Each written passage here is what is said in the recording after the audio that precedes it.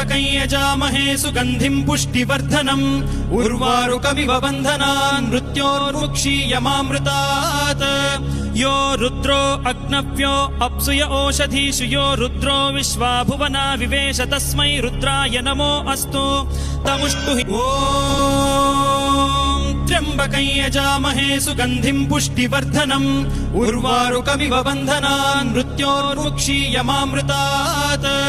यो रुद्रो अग्नव्यो अप्सुय ओषधीषु यो रुद्रो विश्वा भुवना विवेश तस्मै रुद्राय नमो अस्तु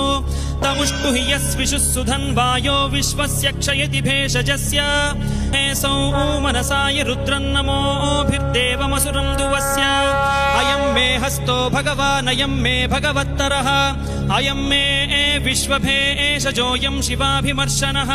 ये ते सहस्रमयुतं पाशा मृत्यो मर्त्याय हन्तवे तान् यज्ञस्य मायया सर्वान् वयजामहे